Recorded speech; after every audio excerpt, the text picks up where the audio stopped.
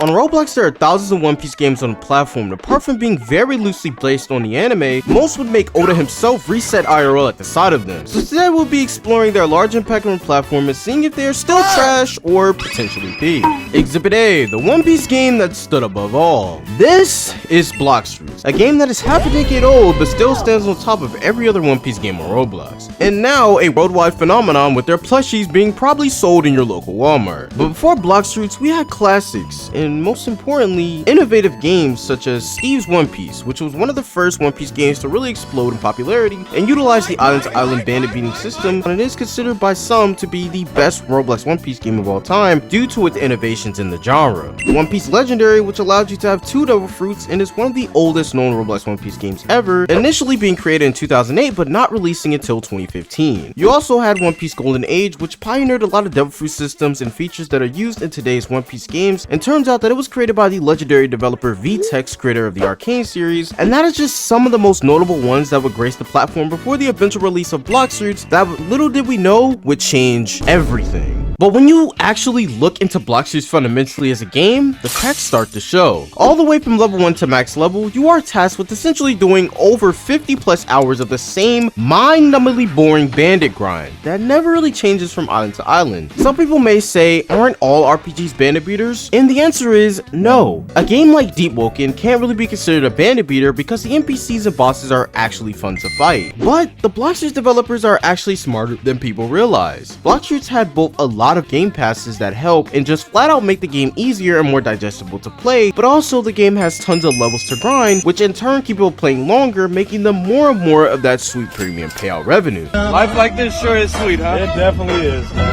Not to mention, each weapon, fruit, fighting style, you name it, every ability in the game has a mastery system, which forces you, the player, to down another set of hours just to make each ability in the game actually useful to an extent. And guess what? A game pass is also tied to that as well. Another thing Blox Fruits is really good at is the illusion and trick of you actually adventuring and getting stronger. Blox Fruits does also have a dealer gacha gambling system, but it isn't all that bad until you realize the insanely expensive prices for the good fruits in the game that can also be spun for, but you gotta wait 2 hours just to spin again, putting pressure on you to just outright buy the fruit permanently, which is very scummy of the developers, but smart. They changed basically every fruit to some kitty design, but that wasn't only because of fear of copyright, but it was also so they could sell their merch to 10-year-olds in local stores. And sure, you might feel like you're venturing across the Grand Line like in One Piece, but the sea is practically empty besides maybe a sea beast boss encounter you might encounter sometime. Each island has the same layout as well, and besides a scenery change, this doesn't affect what the game fundamentally is, which is the ultimate bandit beater. I'm out.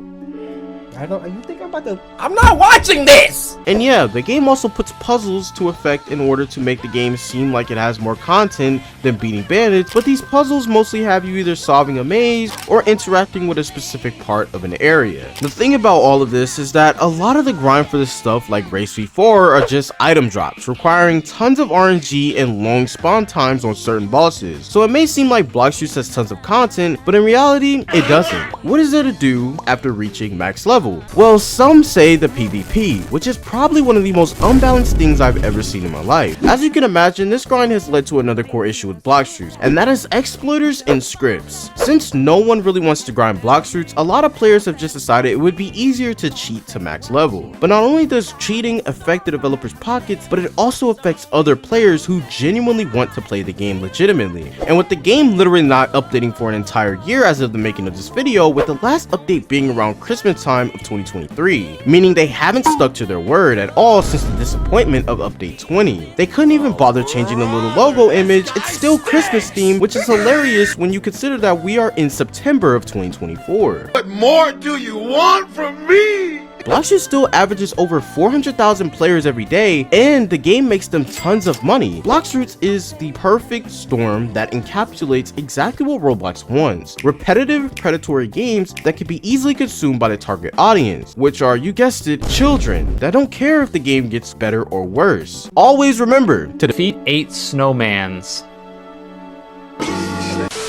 Exhibit B, the Roblox One Piece game with the most potential. And that game is Grand Peace Online. Probably the biggest waste of potential I've seen on Roblox. The reason Grand Peace Online had so much hype back in 2020 was because of its graphics that have never been seen before in the anime scene of Roblox. It just looked incredible for its time. So this set the stage for GPO to take over Blox Fruits, right? Well, not really. GPO was paid access for about 2 years after its release, and this made the owner owe you tons of money. But basically, GPO, after all the honeymoon phase and novelty wore off, people realized with each and every update, the game was just getting worse and worse. The devs followed the Blox Fruits formula of every update adding a new island with more bandits to beat and maybe a boss with tons of HP that you probably won't be able to solo alone. Then, with the free release of the game, a lot of kids from Blox Fruits realized the game was too difficult and quit accordingly, and unless you were really into the PvP of GPO, you really had less to do in the end game than Blox Fruits, to be completely honest. But all that changed when GPO decided to add both Impel Down and Battle Royale, which are both main staples of GPO nowadays. GPO would go for months to a year between these updates as well. I mean, the game literally didn't have mobile support for a whole 4 years, completely limiting who could actually play the game. And by the time it was added, GPO was already well past its prime in 2024. GPO to this day still gets minor updates here and there, with fruits being reworked and or added. And that has led to the game becoming a trading simulator, with people just attempting to get high value items because that's pretty much all there is to do after reaching max level. Although I still think GPO is arguably the best One Piece game on the platform because every other One Piece game is absolutely garbage, but you can tell that this game has fallen far from what it once was and has now just been relegated to just another One Piece game that once had massive potential. Exhibit C, the offspring of Blox Fruits. Of course, we can't talk about the impact of Blox Fruits without talking about its twin, King's Legacy. King's Legacy at this point is a little more accurate when it comes to the fruits, mainly because they are still based on the One Piece anime.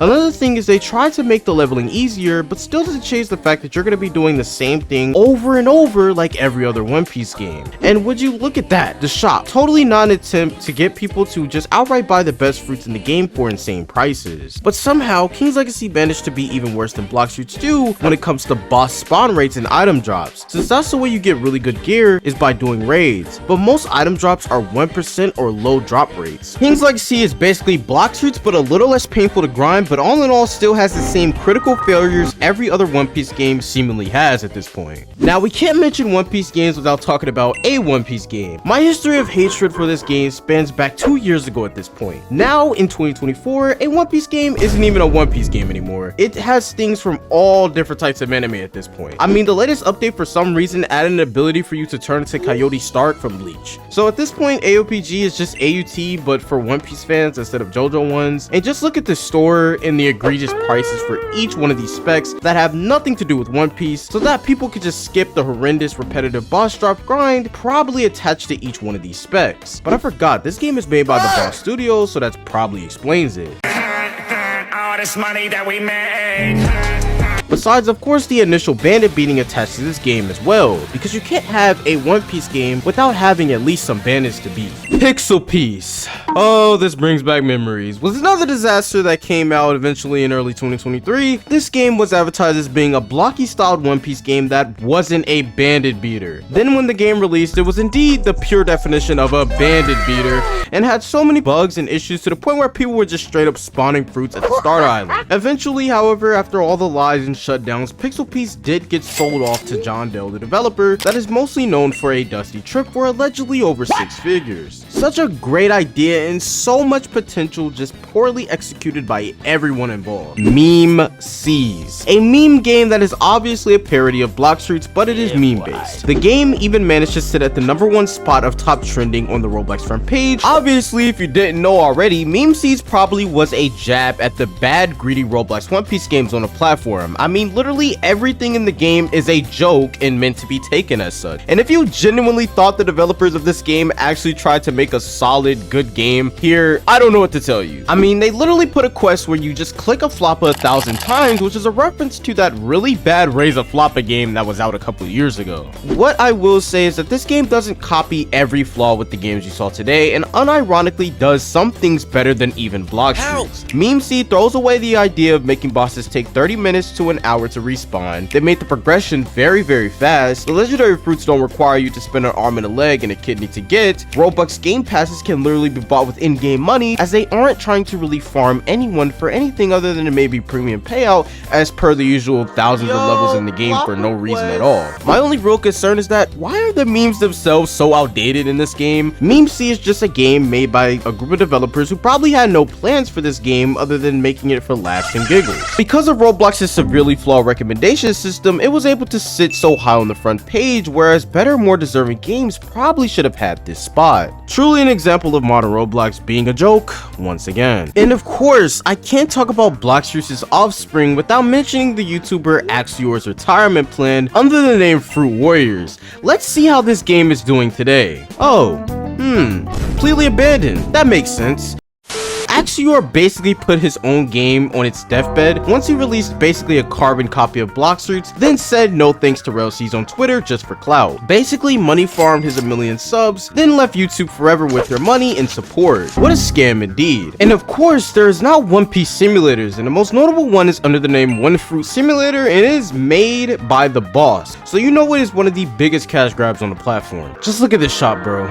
Jesus Christ. There is a game pass for literally everything in the game. And it wouldn't be 2024 without a One Piece Fruit RNG game as well, of course. Exhibit D, the tragedy of Roblox One Piece Battlegrounds games. But the front runner of them all is Fruit Battlegrounds. Any game with a less than 1% chance to obtain an ability or anything from the start is unethical in my eyes. Not to mention Fruit Battlegrounds' increasing power creep has completely ruined its balancing. Then as with any premium payout farmer, you must AFK in the game for a few hours just for your fruit to be somewhat usable, which is insane, but people still try to defend this. Seas Battlegrounds probably was one of the biggest disappointments as well, since it completely just stopped wanting to be a One Piece game, and with the addition of Gojo, it decided it was better to lock non-One Piece characters behind extremely grindy quests. Then the combat is also just very clunky as well, and nowhere near as smooth as even something like Rampage. But at least Seas Battlegrounds doesn't have you gambling for abilities and make you AFK grind just to use your moveset. There has been other One Piece Battlegrounds games, but they mostly aren't worth mentioning and are kind of low quality, so unfortunately, unlike with One Punch Man and JJK, One Piece never really found its footing in the Battlegrounds genre. Speaking of footing, welcome to Nami Feet Hangout, a game where you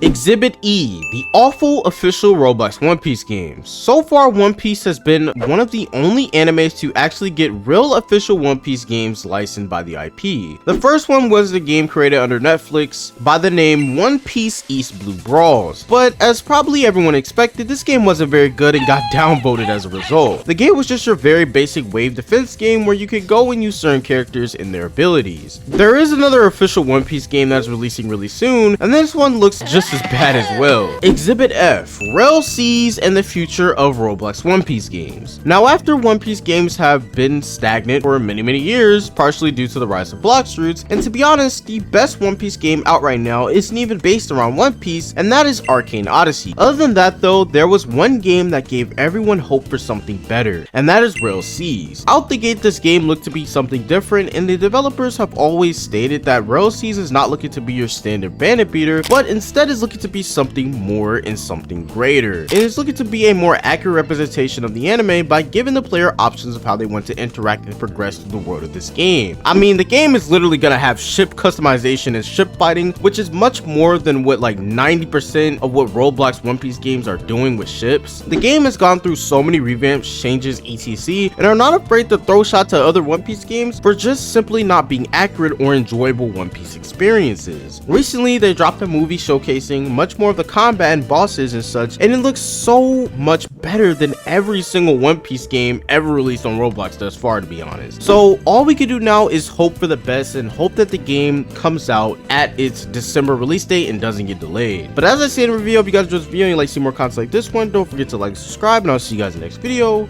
Peace.